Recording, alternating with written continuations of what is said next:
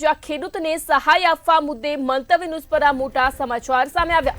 ખેડૂત રાહત પેકેજ મુદ્દે મંતવ્ય ન્યૂઝ પર મોટા સમાચાર। આજે મોડી સાંજ સુધીમાં રાહત પેકેજની જાહેરાત થશે, જ્યારે અત્યાર સુધીનું સૌથી મોટું રાહત પેકેજ રહેવાની આ શક્યતા જોવા મળી છે। ત્યારે આજ સાંજ સુધીમાં રાહત પેકેજ જાહેર થાય તેવું શક્યતા છે। એસડીઆરએફના નિયમોથી પર જઈને વિશેષ રાહત પેકેજ જાહેર કરાશે। સીએમ ભૂપેન્દ્ર પટેલની અધ્યક્ષતામાં મળેલ બેઠકમાં નિર્ણય લેવામાં આવ્યો। ત્યારે કમોસમી વરસાદથી રાજ્યના ખેડૂતોને મોટું નુકસાન થયું છે, જ્યારે આજે મોડી સાંજ સુધીમાં રાહત પેકેજની જાહેરાત થશે। અત્યાર સુધીનું સૌથી મોટું રાહત પેકેજ રહેવાની શક્યતા જોવા મળી છે। ત્યારે મંતવ્ય ન્યૂઝ પર આ સૌથી મોટા સમાચાર સામે આવી રહ્યા છે, જ્યાં એસડીઆરએફના નિયમોથી પર જઈને વિશેષ પેકેજ જાહેર કરાશે। સીએમ ભૂપેન્દ્ર પટેલની અધ્યક્ષતામાં મળેલ બેઠકમાં સમગ્ર નિર્ણય લેવામાં આવ્યો। ત્યારે ખેડૂતોને રાહત પેકેજ જાહેર કરાશે। ખેડૂત રાહત પેકેજ મુદ્દે મંતવ્ય ન્યૂઝ પર આ સૌથી મોટા સમાચાર। આજે મોડી સાંજ સુધીમાં રાહત પેકેજની જાહેરાત થશે, જ્યારે અત્યાર સુધીનું સૌથી મોટું રાહત પેકેજ રહેવાની શક્યતા જોવા મળી।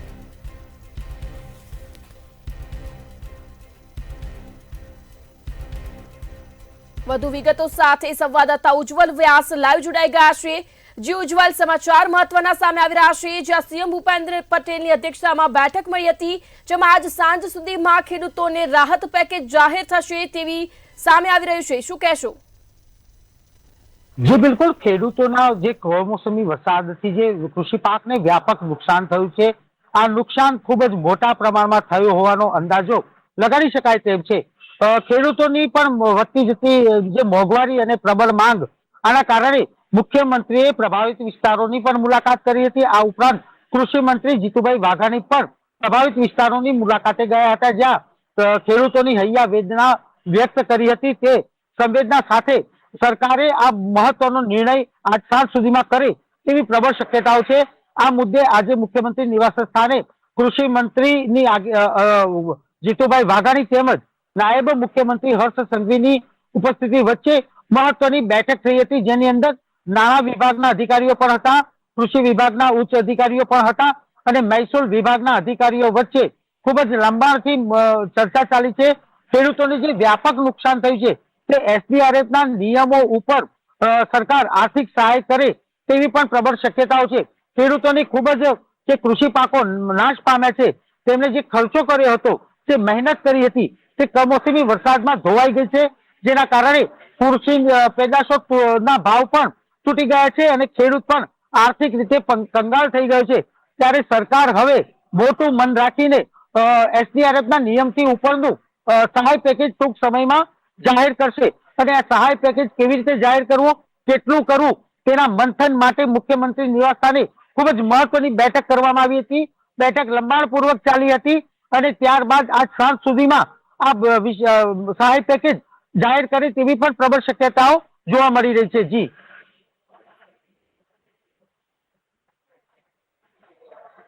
આજે મોડી સાંજ સુધીમાં રાહત પેકેજ જાહેર કરાશે। સીએમ ભૂપેન્દ્ર પટેલની અધ્યક્ષતામાં મળેલ બેઠકમાં સમગ્ર નિર્ણય લેવામાં આવ્યો હતો, જ્યારે ખેડૂતોને કમોસમી વરસાદને લઈ ભારે નુકસાન પહોંચ્યું છે। રાજ્યના ખેડૂતોને કમોસમી વરસાદથી મોટું નુકસાન થયું છે, જ્યારે આજે મોડી સાંજ સુધીમાં રાહત પેકેજની જાહેરાત થશે। અત્યાર સુધીનું સૌથી મોટું રાહત પેકેજ જાહેર કરાશે તેવું પણ ક્યાંક સામે આવી રહ્યું છે, જ્યારે એસડીઆરએફના નિયમોથી પર જઈને વિશેષ પેકેજ જાહેર કરાશે। સીએમ ભૂપેન્દ્ર પટેલની અધ્યક્ષતામાં મળેલ બેઠકમાં સમગ્ર નિર્ણય લેવામાં આવ્યો, જે આજે મોડી સાંજ સુધીમાં રાહત પેકેજ જાહેર કરવામાં આવશે। ખેડૂતો રાહત પેકેજ મુદ્દે મંતવ્ય ન્યૂઝ પર આ સૌથી મોટા સમાચાર સામે આવી રહ્યા છે। આજે મોડી સાંજ સુધીમાં રાહત પેકેજની જાહેરાત થશે। અત્યાર સુધીનું સૌથી મોટું રાહત પેકેજ જાહેર કરાશે તેવી પણ શક્યતા છે। વધુ વિગતો સાથે સંવાદદાતા કિંજલ બોરીસા ન્યૂઝરૂમથી લાઈવ જોડાઈ ગયા છે।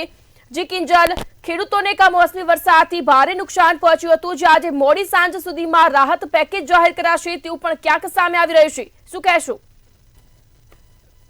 ઇતિહાસ દિવસમાં જાહેર ન થયું હોય તેવું પેકેજ છે તે સરકાર જાહેર કરી શકે છે, કારણ કે નિયમોથી ઉપર જઈને આ વખતનું રાહત પેકેજ છે તે જાહેર કરવામાં આવશે, કારણ કે આ વખતે જે નુકસાન છે તે પણ સૌથી વધારે થયું છે. ગઈકાલે પણ સીએમ દ્વારા જે અસરગ્રસ્ત વિસ્તારો હતા ત્યાં મુલાકાત કરવામાં આવી હતી અને ત્યારબાદ આજે સવારે ગાંધીનગરમાં બેઠક બોલાવવામાં આવી હતી. અધિકારીઓ સાથેની બેઠક છે તે પૂર્ણ કરી દેવામાં આવી છે. હવે મંત્રીઓને પણ જવાબદારી સોંપવામાં આવી હતી. અલગ અલગ જે વિસ્તારોની જવાબદારી છે તે મંત્રીઓને સોંપવામાં આવી હતી. ત્યારબાદ હવે અધિકારી બાદ જે મંત્રીઓની બેઠક છે તેની પર શરૂઆત થઈ ચૂકી છે.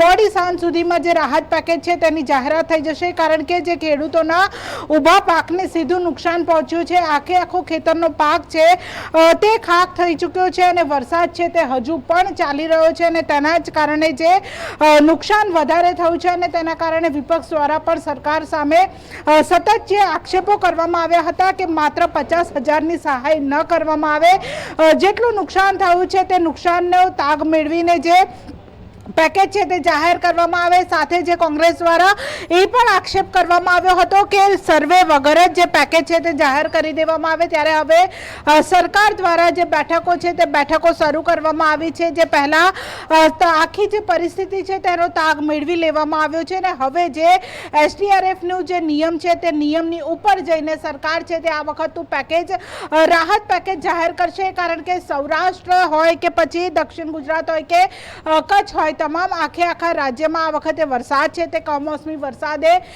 પાક છે તેને નુકસાન કર્યું છે અને તેને જ કારણે સરકારે હવે બેઠકો છે તે બેઠકો શરૂ કરી છે અને સાંજ સુધીમાં જે અત્યાર સુધીના ઇતિહાસમાં જાહેર નહીં કર્યું હોય તેવું જે રાહતનું પેકેજ છે તે ખેડૂતો માટે સરકાર છે તે જાહેર કરશે. જી કિંજલ, સમગ્ર માહિતી બદલ આપનો આભાર. આજે મોડી સાંજ સુધીમાં રાહત પેકેજ જાહેર કરવામાં આવશે. જે અત્યાર સુધીનું સૌથી મોટું રાહત પેકેજ જાહેર કરાશે તેવી પણ શક્યતા છે. કમોસમી વરસાદથી રાજ્યના ખેડૂતોને ક્યાંક મોટું નુકસાન પહોંચ્યું છે. નુકસાનને લઈ આજે મોડી સાંજ સુધીમાં રાહત પેકેજની જાહેરાત કરાશે, ત્યારે અત્યાર સુધીનું સૌથી મોટું રાહત પેકેજ રહેવાની પણ શક્યતા છે.